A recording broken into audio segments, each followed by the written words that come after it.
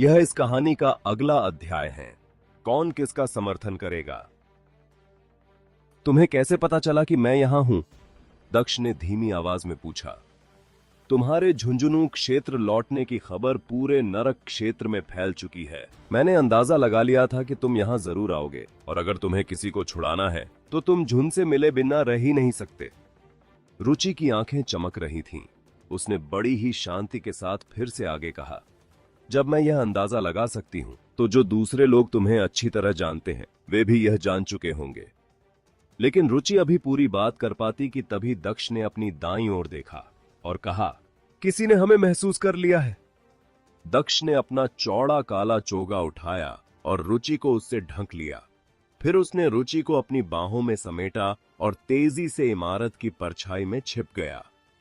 तभी अंधेरे से बिजली की एक हल्की लकीरें निकलीं और एक साये के रूप में बदल गईं, जो ऊपर इमारत की छत पर खड़ा था। उस साये ने अपनी दिव्य दृष्टि सक्रिय की और नीचे की सड़कों को खंगालने लगा।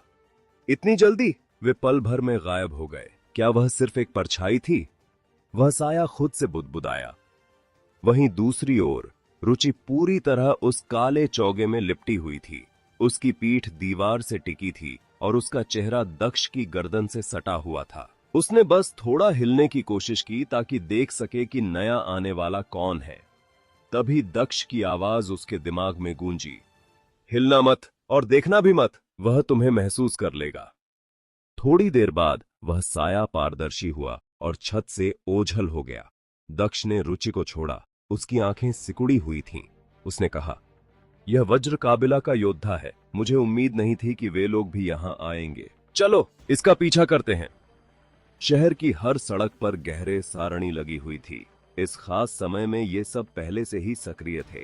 ये सारणी ताकतवर योद्धाओं को तो नहीं रोक सकते थे, पर किसी भी भगवान योद्धा के लिए बिना आहट के इनसे गुजरना आसान नहीं था।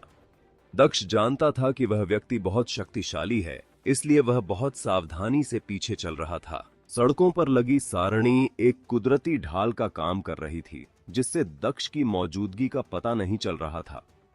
पीछा करते करते वे एक आलीशान हवेली के बाहर पहुंचे, जहां उस व्यक्ति का प्रभाव गायब हो गया। दक्ष ने देखा कि यह हवेली असाधारण थी। द्वार पर 2 अर्ध देवत्व योद्धा पहरा दे रहे थे। तभी उस हवेली को देखकर रुचि ने कहा, यह हवेली तो शशांक की संपत्ति है। तुम्हें कैसे पता? दक्ष ने पूछा। जिस पर रुचि बोली, पहले भुवनेश और मैं यहां मेहमान बनकर आए थे। क्या भेड़िए काबिल के पूर्वज भुवनेश शहर में है? यह सुनकर रुचि ने सिर हिलाया और कहा, यहां के हालात बहुत पेचीदा हैं। भुवनेश तुमसे मिलकर विस्तार में बात करना चाहते हैं। यह सुनकर दक्ष ने जेल की दिशा में देखा, जहां अब भी शांति थी, इसलिए वह राजी हो गया। वह जेल जिसे लुओश जाति के इतिहास की एक महान हस्ती ने बनाया था, ताकि उन लोगों को कैद किया जा सके जिन्होंने बड़े अपराध किए हों। यह एक निषिद्ध क्षेत्र था।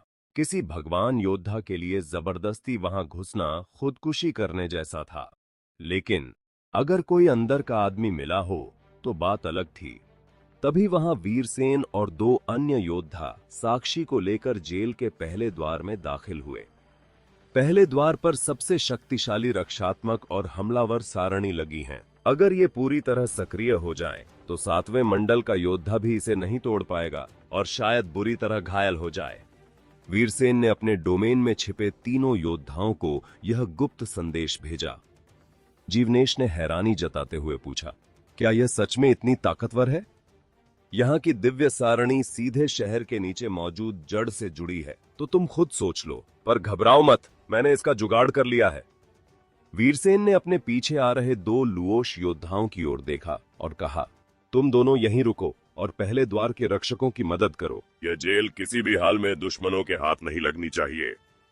वीरसेन की बात सुनकर वे दोनों समझ गए कि उन्हें वहां क्यों छोड़ा गया है।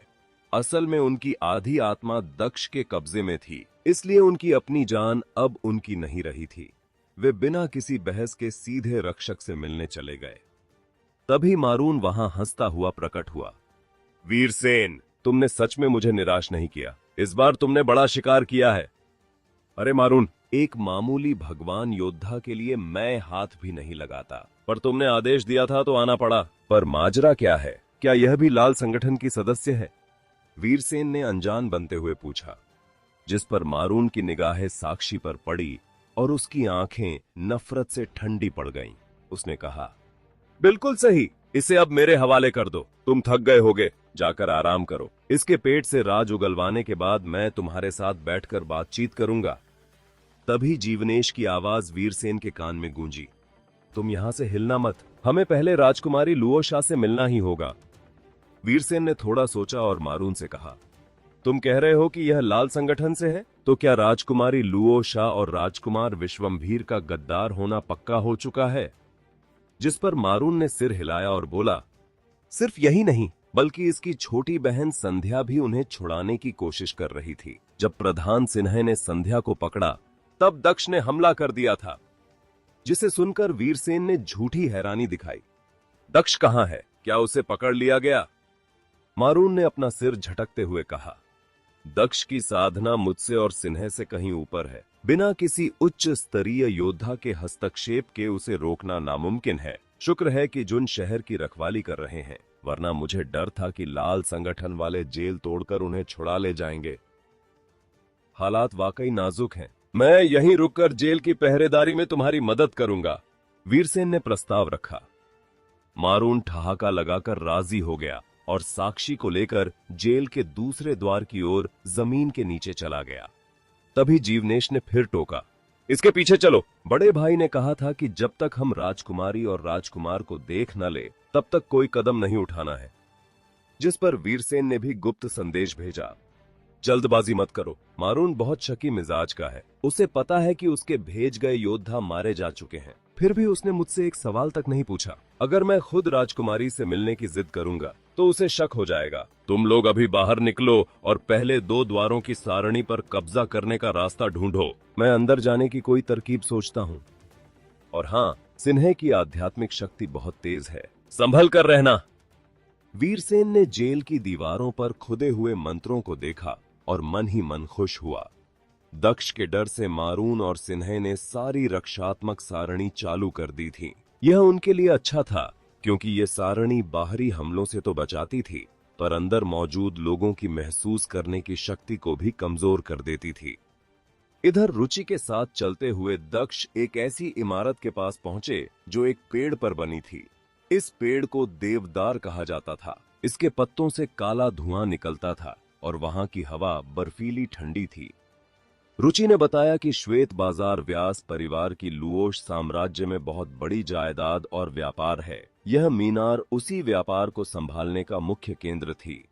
मीनार की एक एक मंजिल चढ़ते हुए दक्ष आखिरकार भुवनेश से मिला। भुवनेश एक वृद्ध पुरुष थे जिनकी कनपटियों के बाल सफेद हो चुके थे। उनके चेहरे पर झुर्रियां ऐसी थीं मानो चाकू से गहरे कट लगे हों, लेकिन उनके चौड़े कंधे और उभरी हुई मांसपेशियां बता रही थीं कि उम्र उनके शरीर की ताकत को रत्ती भर भी कम नहीं कर पाई थी। वे कभी झुंझुनू क्षेत्र के एक उच्च स्तरीय योद्धा थे और अब अग्निवेश के वाहन थे। भुवनेश ने अपने बाल्टी जैसे मोटे और सफेद बालों से ढके हाथों को पीछे बांधे हुए शहर की रोशनी की ओर देखा और कहा, जुन ने सच में तुम्हें जाने दिया?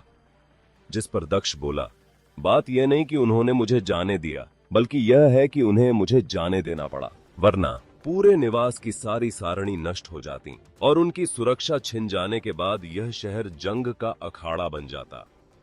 क्या तुम्हारा उसके साथ कोई समझौता हुआ है? भुवनेश ने पूछा। जिस पर दक्ष ने जवाब दिया, वे अब भी सम्राट भूपति के पुराने एहसानों को याद करते हैं और चाहते हैं कि मैं लुओ शाह और विश्वम्भीर को यहां से दूर ले जाऊं। यह सुनकर भुवनेश कुछ पल सोच में डूबे रहे और फिर बोले, यह मामला उतना सीधा नहीं है, वहां देखो। दक्ष उनके पास गया और भुवनेश की उंगली के इशारे पर मीनार के बाहर देखा। एक सीधी और लंबी सड़क जो उत्तर से दक्षिण तक रोशनी से जगमगा रही थी, वहां भारी भीड़ जमा थी। अनगिनत योद्धा जमीन पर घुटनों के बल बैठे नारे लगा रहे थे। 36 लाश जाति के योद्धा एक आलीशान महल जैसी पालकी उठाकर सड़क पर घूम रही थीं। वह कोई साधारण पालकी नहीं थी, बल्कि भवन था। खूबसूरत स्त्रियां उस भवन के बाहर नाच और गा रही थीं, जिसे देखकर दक्ष बोला, इस शहर में वे इतना दिखावा कर रहे हैं, लगता है वे बुजुर्ग हैं जो ऐशो आराम करना खूब जानते हैं।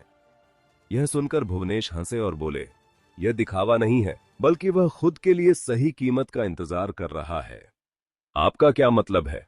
दक्ष ने पूछा, जिस पर भुवनेश ने समझाया, इस शहर की मौजूदा अफरा तफरी को मत देखो जहां दुनिया भर की ताकतें जमा हैं। हकीकत में यहां सिर्फ दो गुटों की जंग है, शशांक और कृपाल का वंश। शशांक का साम्राज्य लुओश जाति में ताकत के मामले में दूसरे नंबर पर है। वह सुमेश्वर जैसे दिग्गजों के बराबर खड़ा हो सकता है। वह 8वें मंडल के योद्धाओं में सबसे कम उम्र का है और एक बेहतरीन रणनीतिकार है।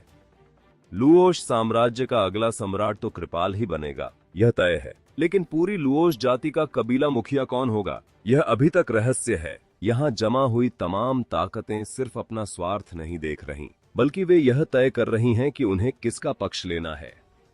भुवनेश की बातों को समझते हुए दक्ष ने सोचते हुए कुछ कहा, तो शशांक ने आपको यहाँ मेहमान बनाकर इसलिए बुलाया है क्योंकि वह आपका और अग्निवेश का समर्थन चाहता है। जिस पर भुवनेश ने सिर हिलाया और बोले, अब समझे कि वो व्यक्ति इतना दिखावा क्यों कर रहा है। वे मृत्यु महल का प्रतिनिधित्व कर रहा है। वे शशांक और कृपाल की तरफ से मिलने वाली बोलियों का इंतजार कर रहे हैं, जो सबसे ऊंची कीमत देगा। मृत्यु महल उसी का साथ देगा। लुओश जाति बाहर वालों को कबीले के मुखिया के चुनाव में टांग अड़ाने दे रहा है। यह बड़ी बात है। संरक्षक महल के मालिक का पूरा ध्यान सिर्फ खुद को उच्च स्तर पर लाना है। अगर वह इस युग में कामयाब नहीं हुआ तो आने वाली प्रलय से नहीं बच पाएगा। उसके पास कबीले के झगड़ों के लिए वक्त कहां है? भुवनेश ने ठहाका लगाते हुए कहा। तभी दक्ष ने वह सवाल जो उसको काफी देर से पूछना था, क्या शशांक शहर में है? जिस पर भुवनेश ने मना करते हुए कहा, शशांक और कृपाल दोनों ग्रहों के युद्ध क्षेत्र में अपनी ताकत दिखा रहे हैं। जो जंग में ज्यादा नाम कमाएगा उसके मुखिया बनने के मौके उतने ही बढ़ जाएंगे। इसके अलावा उन्हें एक और चीज चाहिए। वह क्या बला है? दक्ष ने उत्सुकता से पूछा। पूर्वज दुनिया को खोलने की चाबी। कहा जाता है कि लुओश साम्राज्य की यह पूर्वज दुनिया असल में पूरी लुओश जाति का मूल क्षेत्र है। जिसके हाथ यह वह चाबी लगेगा उसे पूर्वजों का आशीर्वाद और समर्थन प्राप्त होगा। सम्राट भूपति अपनी बेटी लुओशा से सबसे ज्यादा प्रेम करते थे और उन्हें भविष्य की साम्राज्ञी के रूप में तैयार कर रहे थे। सम्राट के पतन के बाद वह चाबी गायब है और अब हर शख्स यही मानता है कि वह लुओशा के पास है। अब तुम समझे कि मैंने रुचि को तुम्हारा इंतजार करने के लिए क्यों भेजा था। अगर तुम जबरदस्ती जेल तोड़कर लुओशा को छुड़ाने की कोशिश करोगे तो पूरे शहर में आग लग जाएगी। इसके नतीजे क्या होंगे कोई नहीं जानता। जो तुम अपनी आंखों से देख रहे हो वह तो बस ऊपर का पानी है। सतह के नीचे की लहरें बहुत ही खौफनाक और तेज हैं। यह सुनकर दक्ष धीमे से मुस्कुराया और बोला, तो क्या आप मुझे रोकने की कोशिश कर रहे हैं? मैं बस तुम्हें जोखिम में नहीं डालना चाहता। क्यों ना हम इंतजार करें कि शशांक पहले अपनी चाल चले। भुवनेश ने मशवरा दिया। शशांक को सिर्फ उस चाबी और कबीले के मुखिया की गद्दी से मतलब है। उसे लुओशा और विश्वम्भीर की जान की रत्ती भर भी परवाह नहीं है। वज्र काबिला के साथ उसकी दोस्ती आग से खेलने जैसी है। वज्र काबिला का वह व्यक्ति कोई मामूली इंसान नहीं है और उसकी भूख बहुत बड़ी है। शशांक उसे मात नहीं दे पाएगा। और इसके अलावा वे कुछ आगे बोलते कि तभी दक्ष ने अपनी पैनी निगाहें आसमान की ओर उठाईं और कड़क कर कहा, इसके अलावा अब वक्त नहीं बचा है, मुझे कदम उठाना ही होगा। तभी रात के सन्नाटे को चीरती हुई एक भयानक गर्जना हुई। शहर के ऊपर लगा सारणी का सुरक्षा कवच एक कोने से खुल गया। कई मील लंबा एक विशाल जहाज शहर की सीमा में दाखिल हुआ। उस जहाज पर लुओश जाति के संरक्षक महल का युद्ध ध्वज शान से लहरा रहा था।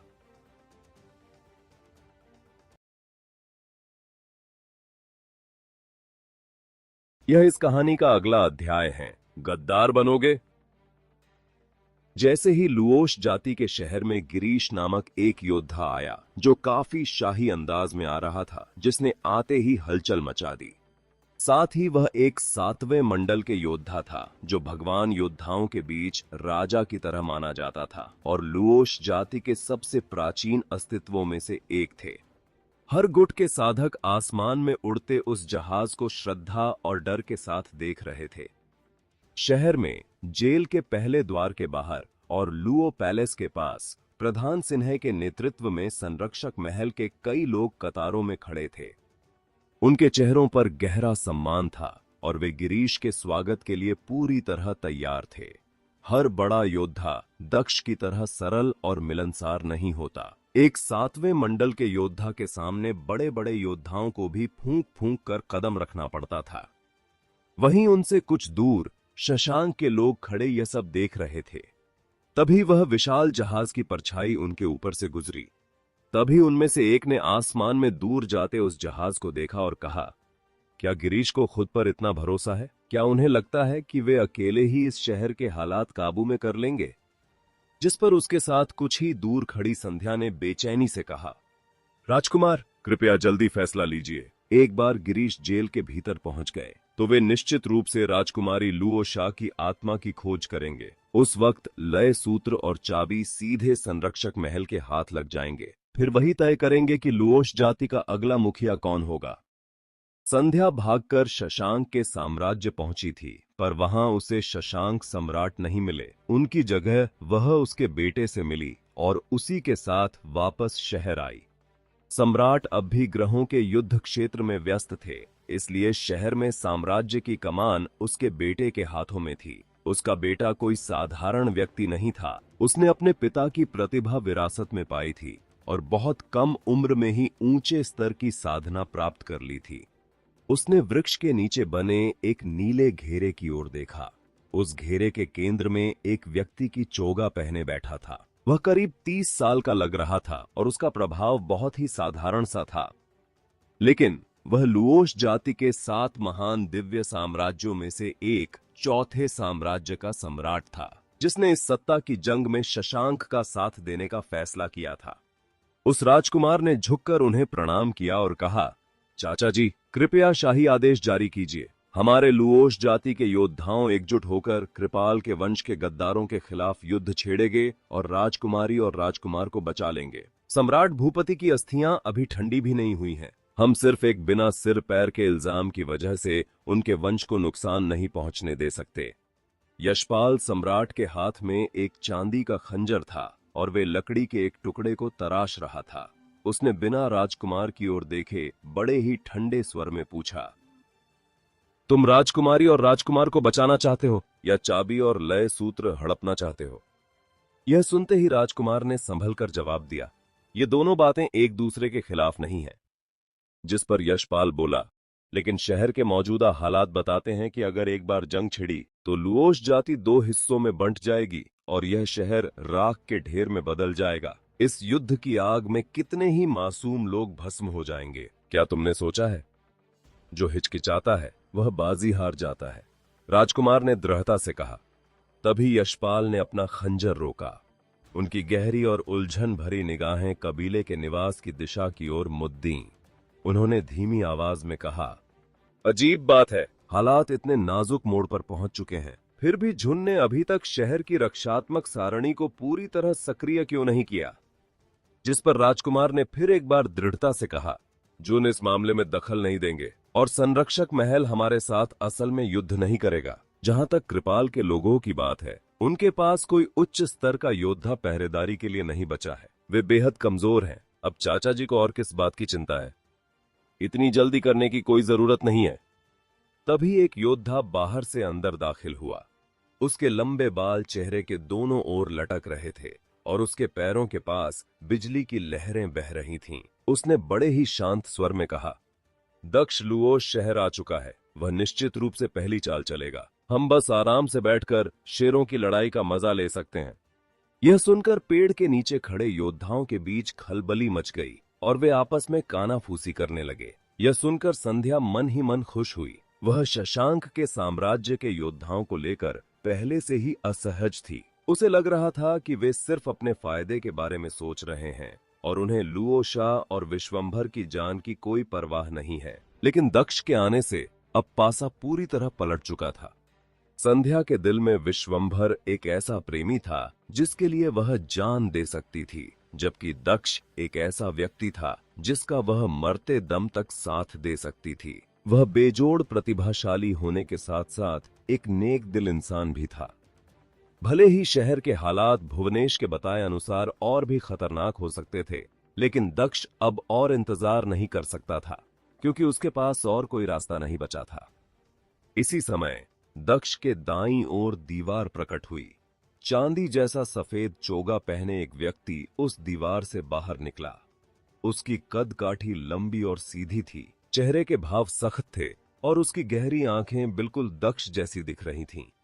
भुवनेश ने जब दक्ष द्वारा बुलाए गए उस आध्यात्मिक शरीर को देखा तो उसका दिल बैठ गया। उसे सहज रूप से एक दबाव महसूस हुआ। ऐसा लग रहा था मानो वह कोई आध्यात्मिक शरीर नहीं, बल्कि कोई महान असाधारण हस्ती हो। दक्ष पूरी तैयारी के साथ लुओश साम्राज्य आया था। उसके सामने खड़ा यह आध्यात्मिक शक्ति असल में रुंझुन का कंकाल था। दक्ष ने अपने दिव्य रक्त का एक बड़ा हिस्सा अलग करके उस कंकाल को मांस और खून से ढक दिया था। इसी वजह से भुवनेश को लगा कि वह उसका आध्यात्मिक शरीर है। इस आध्यात्मिक शरीर के साथ क्या यह शहर में कोई अजेय हो सकता है? उस कंकाल ने बात की। उसकी आवाज बिल्कुल दक्ष के असली शरीर जैसी थी, जिस पर भुवनेश ने आखिरी बार विनती करते हुए कहा, तुम एक लाल संगठन के सदस्य को बचा रहे हो। अगर तुम जबरदस्ती उन्हें छुड़ाते हो तो गलत इरादे रखने वाले लोग तुम्हारा इस्तेमाल करेंगे और एक बड़ा युद्ध छिड़ जाएगा। उस समय तुम लुओश जाति के गुनहगार बन जाओगे। तुम देवी वसुंधरा के दूत की अपनी पहचान खो दोगे और एक ऐसे शख्स बन जाओगे जिसे हर कोई मारना चाहेगा। तुम पूरी लुओश जाति को खो दोगे। मैं वह कैसे खो सकता हूं जो मेरे पास कभी था ही नहीं। वह कंकाल बड़ी ही दृढ़ता के साथ मीनार से नीचे कूदा, हवा में उड़ते हुए जमीन पर उतरा और एक चमकती हुई रोशनी में बदलकर सीधे जेल की ओर बढ़ गया। वहीं असली दक्ष ने भुवनेश से कहा, मुझे पाल पर्वत जाना होगा। अगर वहां युद्ध छिड़ता है और उसकी लहरें इतनी तेज होती हैं कि दिव्य सारणी भी उन्हें दबा न सके, तो समझ लेना कि मेरा सामना किसी बहुत ही खौफनाक दुश्मन से हुआ है। उस समय आप तुरंत इस शहर को छोड़कर निकल जाना। शहर के हालात इतने नाजुक थे, फिर भी झुन ने शहर की सुरक्षा सारणी को पूरी तरह सक्रिय नहीं किया था। इसका मतलब साफ था कि सुरक्षा सारणी का नियंत्रण झुन के हाथ में नहीं, बल्कि पाल पर्वत पर था। उन्हें बचाने के लिए दक्ष को वहां जाकर आखिरी खतरे को जड़ से खत्म करना ही था। दो रास्तों में बांटकर आगे बढ़ना अब मजबूरी थी और दोनों में से किसी भी पक्ष को कमजोर नहीं छोड़ा जा सकता था। मैं भी तुम्हारे साथ चलूंगी। रुचि ने एक पल के लिए सोचा, फिर उसे लगा कि उसकी साधना अभी उतनी ऊंची नहीं है और वह दक्ष के लिए बोझ बन सकती है।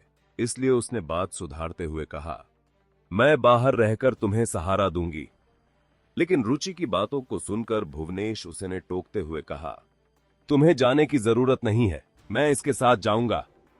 यह सुनकर दक्ष की आंखों में हैरानी के भाव उभरे।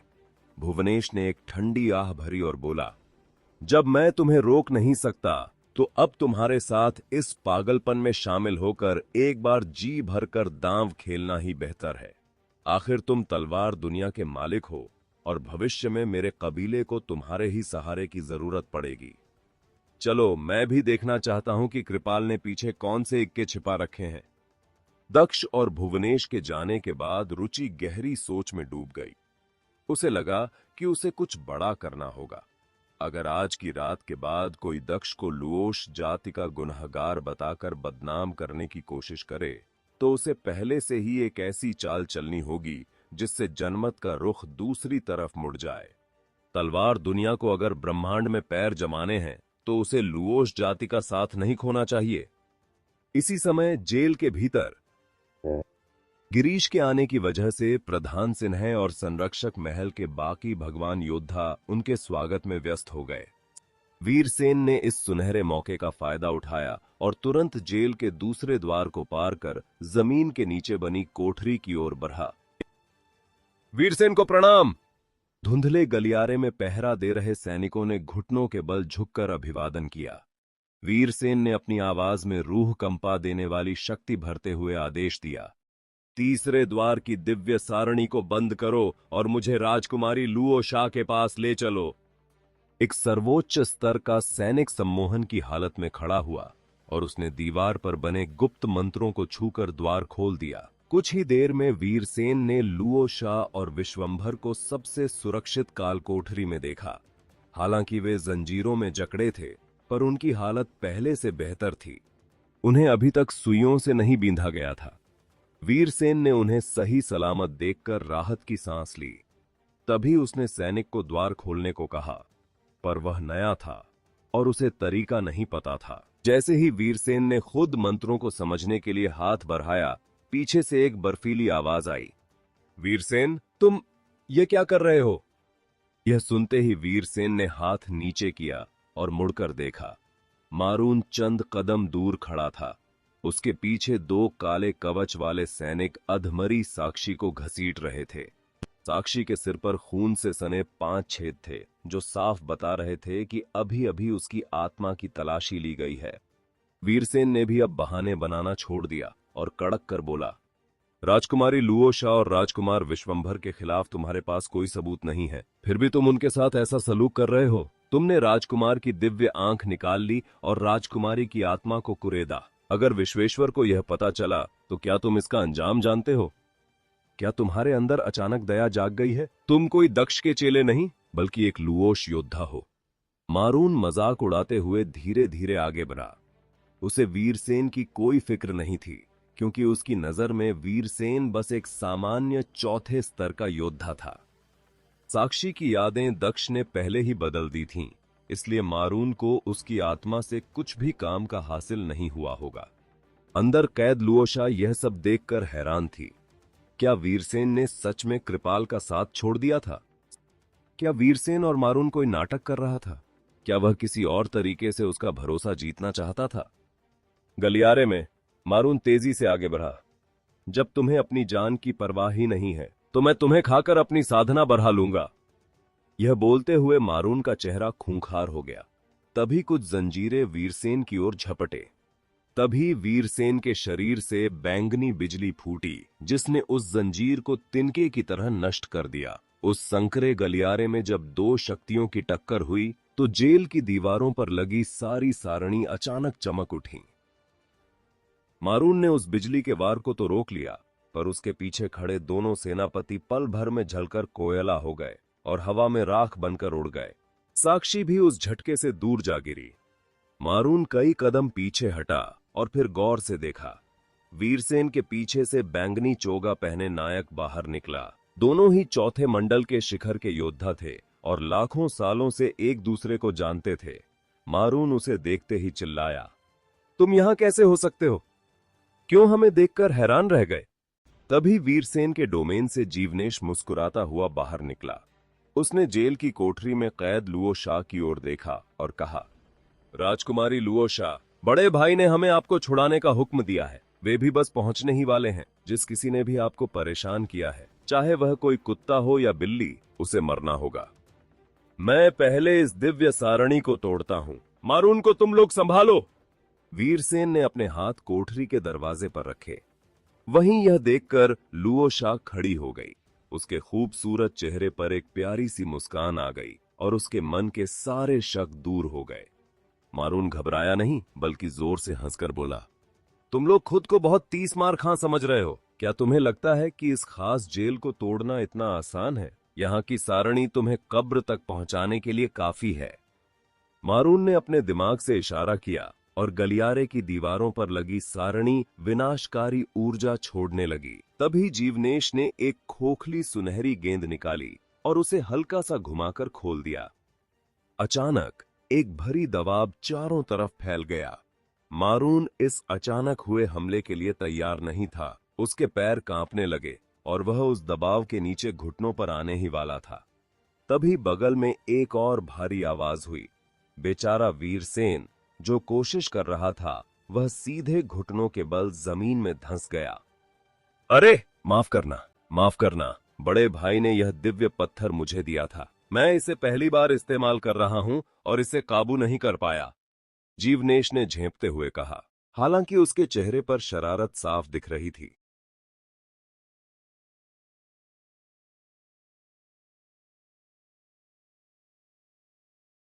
यह इस कहानी का अगला अध्याय है, कंकाल का कमाल। शहर लुओश साम्राज्य के नक्षत्र मंडल का मुख्य केंद्र है और लुओ पैलेस इस शहर का दिल। वह महल बड़ा ही भव्य है, जहां सिंदूरी रंग के गलियारे और दीवारें किसी पर्वत श्रृंखला की तरह फैली हुई थीं। रात के सन्नाटे में दीवारों पर टंगे चमकदार लालटेन शहर की खुशहाली तो दिखा रहे थे, पर सम्राट भूपति के पतन के बाद पूरा महल वीरान पड़ा था। इसके उलट महल से महज 2 सड़कें दूर स्थित जेल में इस वक्त भारी हलचल थी। गिरीश का विशाल जहाज जैसे ही रुका और वह नीचे उतरा, उसकी नजर मात्र से वहां मौजूद सभी योद्धाओं पर भारी दबाव पड़ने लगा। उसका प्रभाव किसी अडिग पहाड़ जैसा था, जो वहां खड़े हर शख्स को अपनी तुच्छता का एहसास करा रहा था। वहां मौजूद भगवान योद्धाओं से नीचे के स्तर के सभी योद्धा तुरंत घुटनों के बल बैठ गए। महामहिम गिरीश को प्रणाम, सभी भगवान योद्धाओं ने एक स्वर में कहा। लेकिन यह सुनकर भी गिरीश ने बड़ी ही बेरुखी से सिन्हे की ओर देखते हुए पूछा, क्या सच में दक्ष वहां प्रकट हुआ है? जिस पर सिन्हे ने जवाब देते हुए कहा, कोई गलती नहीं हुई है, वही है। लगता है भूपति की दोनों संतानें सच में लाल संगठन की सदस्य हैं। चलो, मुझे उनके पास ले चलो। गिरीश ने यह बात जानबूझकर ऊंची आवाज में कहते हुए सभी लुओश जाति के योद्धाओं की ओर देखा, ताकि उसे उन दोनों की आत्मा की तलाशी लेने का बहाना मिल जाए। तभी जेल के भीतर से एक जोरदार आवाज आई। जमीन बुरी तरह हिली और आसपास की इमारतें ढह गईं। जमीन के नीचे लगे सारणी छिन्न भिन्न हो गए और रोशनी का एक विशाल खंभा सीधा आसमान की ओर उठा, जिससे सैकड़ों मील का इलाका उजाले से भर गया। जेल की सुरक्षा सारणी सक्रिय हो गई है। आखिर क्या हुआ? कोई जेल तोड़कर भागने की कोशिश कर रहा है। गिरीश के पहुंचते ही ऐसा हादसा होना सबको चौंका गया। वहीं यह जानकर सिन्हे का चेहरा उतर गया और वह अपने लोगों के साथ तुरंत जेल के भीतर भागते हुए बोला, सब सतर्क हो जाओ। बाकी भगवान योद्धा और सैनिक हक्के बक्के रह गए। उन्हें यकीन नहीं हो रहा था कि कोई इस निषिद्ध जेल में घुसने की हिम्मत भी कर सकता है। हालांकि गिरीश की मौजूदगी में कोई भी आता, उसकी मौत तय थी। तभी गिरीश को कुछ महसूस हुआ। वह मुड़ते हुए उस चौड़ी सड़क की ओर देखने लगा जहां सारणी की रेखाएं चमक रही थीं। उसने देखा कि एक हाथ में दहकती हुई लाल रंग की तलवार लिए चला आ रहा है। सड़क पर लगे सारणी मानो उससे खौफ खा रहे थे और खुद ब खुद पीछे हटते हुए रास्ता छोड़ने लगे। उसका प्रभाव इतना प्रचंड था कि वहां मौजूद लोगों को लगा कि उनके चारों ओर तलवार के ऊर्जा किसी नश्तर की तरह घूम रहे हैं। उनकी हिलने तक की हिम्मत नहीं हो रही थी। उन्हें लगा कि जरा सा भी हिले तो कोई अदृश्य तलवार उनके शरीर को छलनी कर देगी। यह देखकर सिन्हे का दिल थोड़ा संभला। वह जानता था कि गिरीश के सामने कोई टिक नहीं पाएगा। दक्ष का सम्मान लुओश जाति में गिरीश से कम नहीं था, पर इस वक्त उसका तेवर किसी शत्रु जैसा था। गिरीश के होठों पर एक मुस्कान आई और वह जोर से हंसते हुए बोला, यह तो सच में जश्न मनाने वाली बात है। दक्ष, तुम्हें सफलतापूर्वक सीमा पार करने की बहुत बहुत बधाई। अब से तुम्हें 7वें मंडल का योद्धा पुकारा जाना चाहिए। गिरीश की बात सुनकर वहां मौजूद अन्य लुओश भगवान योद्धा दंग रह गए और फिर सभी मुस्कुराते हुए बधाइयां देने लगे। दक्ष का वह कंकाल अब उनके बिल्कुल करीब पहुंच चुका था। उसने शांत स्वर में कहते हुए सभी की ओर देखा, मैं यहां लुओ शाह को लेने आया हूं। मुझे उम्मीद है कि आप में से किसी को इस पर कोई आपत्ति नहीं होगी। यह सुनते ही उन भगवान योद्धाओं के चेहरों की मुस्कुराहट धीरे धीरे गायब हो गई और वे गंभीर हो गए। सिन्हे के लोगों में से एक, जिसकी आध्यात्मिक शक्ति 73वें स्तर पर थी, आगे बढ़ते हुए बोला, लुओ शाह लाल संगठन की सदस्य और लुओश जाति की बड़ी अपराधी है।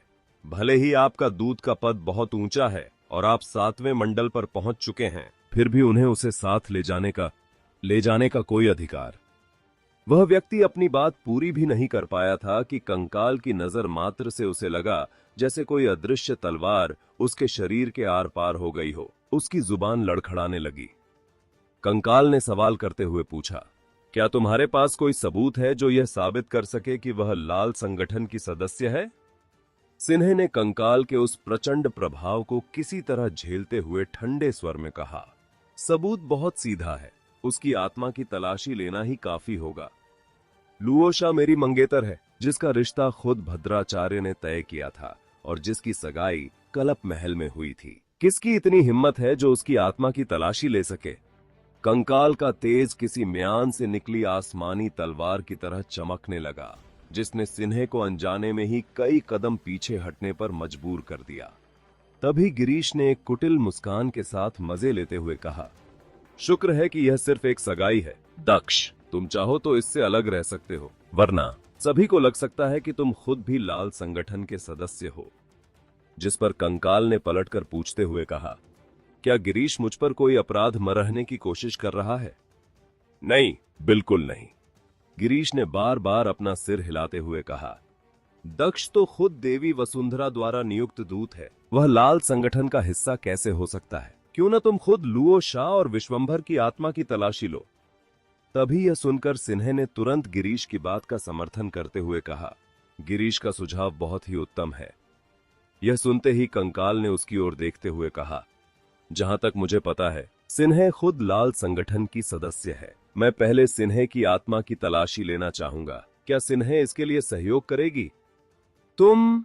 सिन्हे गुस्से में तिलमिला उठी, लेकिन वह कुछ बोलता कि कंकाल फिर एक बार आवाज को कड़क करके बोला, जब किसी को दोषी ठहराना हो तो कोई भी इल्जाम मरहा जा सकता है। सिर्फ एक अफवाह के आधार पर तुम राजकुमारी लुओ शाह की आत्मा की तलाशी लेना चाहती हो? सम्राट भूपति की अस्थियां अभी ठंडी भी नहीं हुई हैं। यह मौत की सजा के लायक अपराध है। इससे पहले कि कोई कुछ समझ पाता, कंकाल के हाथ में मौजूद तलवार बिजली की गति से चली। सावधान! गिरीश बुरी तरह घबरा गया और उसने तुरंत अपना हथियार बाहर निकाला, पर तब तक बहुत देर हो चुकी थी। तलवार ने सिन्हे के आध्यात्मिक क्षेत्र को छिन्न भिन्न कर दिया। सिन्हे के शरीर पर मौजूद वह लाल चोगा, जो लुओश जाति का एक महान सुरक्षा कवच था, उसने भी सिर्फ एक पल के लिए वार रोका। वह लाल चोगा टुकड़े टुकड़े हो गया और सिन्हे का शरीर खून के गुबार में बदल गया। उसके आध्यात्मिक शक्ति धुएं की तरह चिल्लाते हुए चारों दिशाओं में भागने लगे। एक ही वार में 80वें स्तर से ऊपर की एक भगवान योद्धा का अंत हो गया। यह देखकर सभी लुओश जाति के योद्धा डर के मारे पीछे हटने लगे। वहां खड़े एक अन्य योद्धा ने कांपते हुए कहा, दक्ष, क्या तुम शहर में युद्ध शुरू करना चाहते हो? क्या तुम पूरी लुओश जाति के खिलाफ जंग का ऐलान कर रहे हो? एक और दृढ़ योद्धा ने बीच में दखल देते हुए कहा, भले ही कोई देवी वसुंधरा का दूत हो, वह मनमानी नहीं कर सकता। हर बात का कोई तर्क होना चाहिए। यह सुनते ही कंकाल ने उसकी ओर देखते हुए कहा, तुम तर्क की बात करना चाहते हो? तो फिर मैं तुमसे पूछता हूं, क्या बिना किसी पुख्ता सबूत के तुम किसी की आत्मा की तलाशी ले सकते हो? अब किसी की बोलने की हिम्मत नहीं हुई। सबको डर था कि जो भी बोलेगा, दक्ष उसे पकड़कर उसकी ही आत्मा की तलाशी लेना शुरू कर देगा। वही यह देखकर गिरीश का चेहरा राख जैसा सफेद पड़ गया और वह गुस्से में भरकर बोला, अगर दक्ष ऐसे ही मनमानी करता रहा और इस शहर में तबाही मचाने का इरादा रखता है, तो फिर मुझे मत कोसना अगर मैं देवी वसुंधरा का मान न रखूं। तुम्हारी क्या बिसात जो तुम ऐसी बात कहो? क्या देवी वसुंधरा को अपना मान बचाने के लिए तुम्हारे जैसे की जरूरत है? कंकाल ने गिरीश को पूरी तरह नजरअंदाज कर दिया और सीधा जेल के पहले द्वार की ओर बढ़ा गया। हवा में उड़ते हुए सिन्हे की धुएं से अनगिनत आवाजें निकलीं। दक्ष, तुम बहुत ज्यादा कानून तोड़ रहे हो। यह लुओश शहर है, तुम्हारी तलवार दुनिया नहीं। वह धुआं तेजी से सिमटा और दक्ष से पहले ही जेल के भीतर जा पहुंचा। सिन्हे का इरादा जेल की सारणी का इस्तेमाल करके दक्ष को कुचलने का था। उसे लगा कि भले ही वह कोई भी क्यों ना हो, एक बेजोड़ दिव्य सारणी के सामने उसे भी सिर झुकाना ही पड़ेगा। जैसे ही सिन्हे ने जेल के भीतर अपना रूप फिर से बनाया, उसने देखा कि प्रवेश द्वार के ऊपर खड़ी है और उसके चारों ओर सारणी के घेरे घूम रहे हैं। सिन्हे, भले ही यह तलवार दुनिया नहीं है, पर अब यह तुम्हारा इलाका भी नहीं रहा। प्रव्य ने राजदंड से इशारा किया और सारणी सिन्हे पर काल बनकर टूट पड़ी। सारणी का एक एक हिस्सा किसी पहाड़ जैसा भारी था, जिसने सिन्हे के शरीर को एक बार फिर धमाके के साथ उड़ा दिया। उधर जेल के बाहर गिरीश ने डोमेन को फैला दिया, जिससे लाखों मील तक फैला एक बर्फीला संसार खड़ा हो गया। हालांकि दक्ष का प्रभाव चौंकाने वाला था, पर वह अभी अभी इस मुकाम पर पहुंचा था, जबकि गिरीश 7वें मंडल के मध्यम स्तर पर था। उसे पूरा यकीन था कि वह दक्ष को धूल चटा देगा। उसकी नजर में यह लड़ाई ऐसी थी जैसे कोई शेर किसी खरगोश का शिकार कर रहा हो। दक्ष इस लड़ाई की वजह से शहर को ज्यादा नुकसान नहीं पहुंचाना चाहता था, इसलिए उसने सीधे तलवार 18 तकनीक का प्रहार किया। उसकी पूरी शक्ति एक बारीक रेखा में सिमट गई और एक चीरने वाली आवाज के साथ गिरीश की वह लाखों मील चौड़ी दुनिया 2 हिस्सों में बंट गई। गिरीश उछलकर दूर जा गिरा। उसका शरीर माथे से लेकर नाभि तक बीच से फट गया था और चारों तरफ खून की फुहारें छूट रही थीं। गिरीश का सारा घमंड उस एक प्रहार से चकनाचूर हो गया। उसका शरीर 2 टुकड़ों में बंटकर भारी आवाज के साथ जमीन पर गिरा। उसके गिरने की आवाज वहां मौजूद सभी लुओश योद्धाओं के दिलों पर किसी हथौड़े की चोट की तरह लगी और वे सभी डर के मारे एक घुटने के बल बैठ गए। पूरे जगह में अचानक में सन्नाटा छा गया। ऐसी तकनीक जहां एक 7वें मंडल के योद्धा को एक ही वार में ढेर कर दिया गया हो, उसे देखकर भला कौन सम्मान नहीं देगा और कौन नहीं डरेगा। वही उनसे कुछ ही दूरी पर हवेली में बैठे एक व्यक्ति यह सब देखता था। इस नजारे को देखकर उसका चेहरा पथरा गया और दिल दहल उठा। भले ही गिरीश ने अपने दुश्मन को कमतर आंका था, पर एक ही वार में उसके 2 टुकड़े हो जाना उसकी समझ से बाहर था। क्या यही दक्ष था? वहीं कुछ और दूरी पर एक और हवेली भी थी, जहां लुओश भगवान योद्धाओं के बीच कोहराम मच गया। नामुमकिन, यह हो ही नहीं सकता। क्या गिरीश का वहां पहुंचना सिर्फ एक आध्यात्मिक शरीर था? दक्ष बहुत ज्यादा क्रूर होता जा रहा है। पहले सिन्हे को मारा और अब गिरीश का यह हाल। साफ दिख रहा है कि वह जबरदस्ती जेल में घुसकर किसी को बचाना चाहता है। जैसा सुना था वैसा ही है, जवान और जोश से भरा हुआ, जो बस भावनाओं में बहकर फैसले लेता है। यशपाल सम्राट के माथे पर गहरी चिंता की लकीरें उभर आईं। उसने गंभीर होकर कहा, कितनी भयानक तलवार तकनीक है। इस एक वार के सामने तो मुझ जैसा सम्राट भी कुछ नहीं है। उसकी उम्र ही क्या है? इतनी शक्ति के साथ तो पूरे नरक क्षेत्र में ऐसे गिने चुने लोग ही होंगे जो उसे हरा सकें। राजकुमार का भी चेहरा कड़वाहट से भर गया। उसे लगने लगा कि दक्ष के युग में पैदा होना ही सबसे बड़ी त्रासदी है। तभी वज्र काबिले का वह योद्धा, जिसका नाम युगल था, उसने मुस्कुराते हुए ताली बजाई और बोला, दक्ष का जबरदस्ती जेल में घुसना और एक बाहरी होकर पूरी लुओश जाति की व्यवस्था को चुनौती देना, अब हमारे पास कदम उठाने के और भी पुख्ता कारण हैं। उसी रात के सन्नाटे में एक साया चुपचाप सारणी की परतों को पार करता हुआ शहर के पर्वत के शिखर पर जा पहुंचा। यहां से नीचे रोशनी का अनंत सागर दिखाई दे रहा था और यह जगह द लुओ पैलेस और जेल से महज 100 मील की दूरी पर थी। वह साया धीरे धीरे स्पष्ट हुआ, पर उसका चेहरा अब भी धुंधला था। उसके कपड़ों के कोने पर सिर्फ एक लाल संगठन शब्द हवा में लहरा रहा था। उस साये ने गंभीर होकर कहा, अभी बहुत छोटा है, बिना अंजाम सोचे काम कर रहा है। पर्वत की चोटी पर एक विशाल पत्थर पर एक रौबदार और प्रभावशाली व्यक्ति बैठा हुआ था, जो जेल की दिशा में टकटकी लगाए देख रहा था। उसने जवाब दिया, जवानी में ही तो ऐसा तेज होना चाहिए। हमारी उम्र में हम कदम उठाने से पहले बहुत सी बातों पर विचार करते हैं, जिससे हमारे इरादों को हकीकत में बदलना और मुश्किल हो जाता है। जिस पर उस धुंधले साये ने पूछा, क्या इससे हमारी योजना पर कोई असर पड़ेगा?